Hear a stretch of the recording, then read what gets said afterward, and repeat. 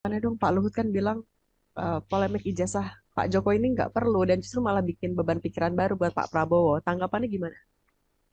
Ya, jadi saya kira pernyataan dari beliau ini 11-12 ya, dengan pernyataan anggota DPR yang menurut saya sudah kehilangan akal gitu ya. Jadi gini, membahas soal etika seseorang, membahas soal kejujuran seseorang, itu adalah hal paling hakiki atau paling esensi. Jadi jangan salahkan masyarakat. Kalau masyarakat itu mempertanyakan soal kejujuran dan kenegarawanan seseorang. Ini yang penting. Jadi kalau memang ada orang yang malah justru berpikir, orang-orang yang menang ijazah itu bahkan mungkin kemarin dia katakan itu sakit jiwa gitu. Saya kira itu mungkin orang-orang mengambil cermin untuk dihadapkan ke dia gitu ya. Jadi ini kayak orang menuduh gitu ya. Kalau orang menuduh itu kan satu jari tangan menunjuk ke sana, tapi tiga jari tangan ini menunjuk dia sendiri. Jadi tolong introspeksi ya untuk dirinya sendiri, ya yang sakit itu siapa, ya gitu. Karena apa? Karena ini pikiran orang-orang waras, orang-orang waras yang mempertanyakan kejujuran seseorang yang tidak jujur, seseorang yang tidak negara. Jawaban itu aja. Artinya meskipun dapat pernyataan dari Pak Luhut seperti itu, sikap dari Mas Roy Suryo dan teman-teman tetap akan mempertanyakan ijazahnya Pak Jokowi ya, keasliannya. Ya, justru kami senyum dan tertawa saja mendengar itu. Seseorang justru malah berpikir jauh dari kelaran, jauh dari pikiran waras malah. Itu kalau menurut saya. Jadi orang waras dan orang yang sehat itu pasti akan berpikir bahwa ini penting untuk bangsa. Yang dipentingkan itu bukan soal pembuktian hukum saja, tetapi soal etika, etika dan kejujuran. Itu yang jauh lebih penting. Mana ada orang dalam kasus hukum tapi sebenarnya dia tidak jujur atau tidak beretika. Itu yang sekarang banyak terjadi. Jadi kalau menurut kami, ya mungkin saja orang bisa menang di tataran hukum karena dia menggunakan segala cara, bahkan menggunakan ketidakjujurannya atau licik atau siasatnya. Tapi bagi kami, yang kami itu mengutamakan tidak hanya habluminanas, tapi juga hablullah, ya. Moga dia tahu istilah ini ya. Kalau nggak tahu belajar dia, ya. Itu adalah apa? Kita mengutamakan kepada kepercayaan, kepada Sang Khalik, kepada Sang Pencipta. Orang yang perlu itu kejujurannya dan kenegarawanannya, bukan kelicikannya dan kemenangannya.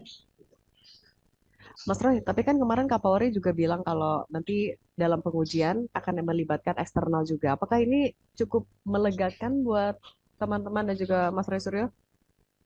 Nah, kalau bagus, kali saya dukung Pak Jenderal Listio Sigit Bowo kemarin ketika itu menyampaikan statementnya di antara sambutannya pada saat melepas sekitar 700 buruh di kantor Mabes Polri ya, dia mengungkapkan akan mengupayakan pihak eksternal. Saya kira ini bagus, sesuai dengan tagline dari Polri sekarang ini ya, karena kan kalau Polri itu kan memiliki tagline yang dia bisa benar-benar menggunakan cara-cara yang kemudian objektif, kemudian cara-cara dia yang kemudian presisi, ya istilahnya kan presisi. Ya, akan kepresisiannya dan itu tunggu janji itu. Karena kalau presisi berarti Polri itu akan menggunakan rata-rata sesuai dengan skep atau sesuai dengan surat keputusan.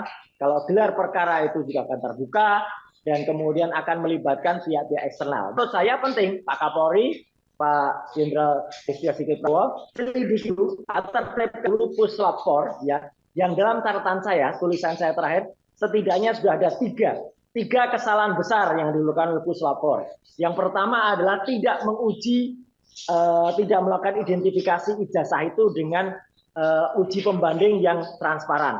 Padahal saya sudah uji sesuai dengan 11.15, 11.16, dan 11.17 itu tidak identik.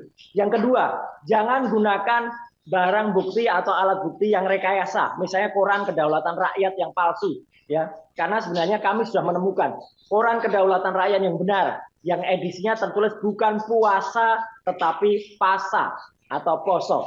Dan yang ketiga adalah apa?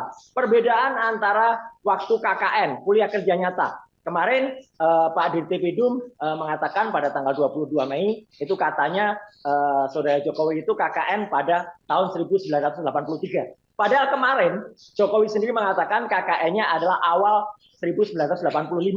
Jadi mana yang benar gitu ya. Jangan kemudian malah ini membuka kotak Pandora atau malah membuat rusak citra dari puslapor yang itu sudah didirikan sejak tahun 1953 yang itu katanya menjadi trademark atau katanya menjadi contoh dari puslapor mancanegara. Pak Kapolri, tertibkan dulu puslapor Mabes agar masyarakat percaya lagi dan jangan kemudian merekayasa atau menggunakan alat-alat bukti yang tidak benar.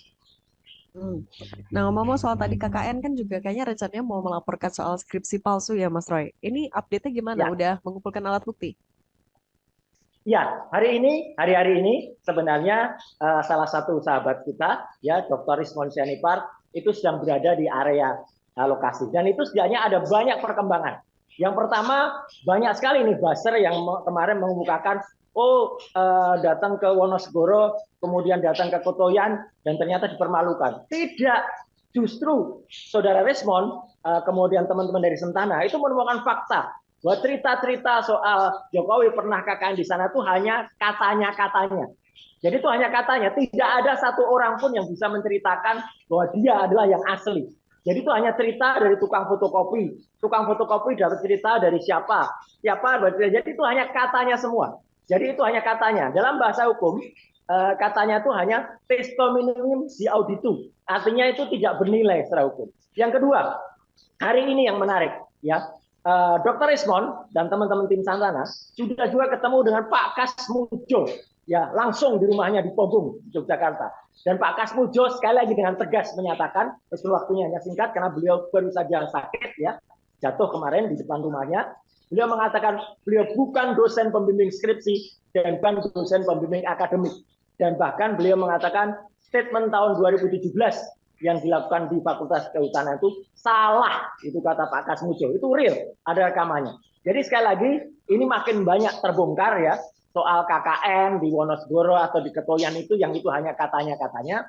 Kemudian dari Pak Kasmujo sendiri, yang hari ini menyatakan langsung bahwa itu tidak benar. Gitu. Oke, berarti udah ada waktu pasti belum, Mas? Kapan kira-kira akan dilaporin ya, Pak? Ya, tentu waktu akan melaporkan nanti sepulang dari Dr. Rismon berada di Durian dan itu akan disusun oleh tim, nanti ada tim lain karena pelaporan terhadap skripsi dan bukti-bukti baru atau beberapa novum itu tentu akan kita lakukan secara cermat ya. Dan ini tidak menambah ya. Kalau kita lihat analoginya gini, kan ada juga peristiwa tewasnya seorang mahasiswa UGM namanya Argo di Jogja karena ketabrak mobil BMW. Dan ketika ketabrak, itu ada satu peristiwa hukum. Tapi kemudian polisi menemukan lagi peristiwa hukum yang lain, yaitu penggantian nomor polisi. Yang tadinya itu plat F, Bogor, B, Jakarta. Nah, itu adalah perkembangan. Nah, sama dengan peristiwa ini. Jadi tadinya indikasi terdapat ijazah itu palsu, kemudian berkembang menjadi skripsi itu palsu. Nah, nanti akan berkembang lagi. Nanti siapa yang memalsukan koran kedaulatan rakyat, siapa yang memalsukan nama desa KKN, siapa kemudian memasukkan alat-alat yang lain. Secara perkembangan wajar-wajar saja dan anggapnya ini justru sebuah kotak Pandora ya. Ini mitologi Yunani ini. Ada nama seseorang nama Pandora dibuka dan begitu dibuka itu isinya banyak sekali kebohongan-kebohongan yang ada di dalamnya dan biar masyarakat Indonesia itu menjadi saksi dari peristiwa besar ini. Gitu.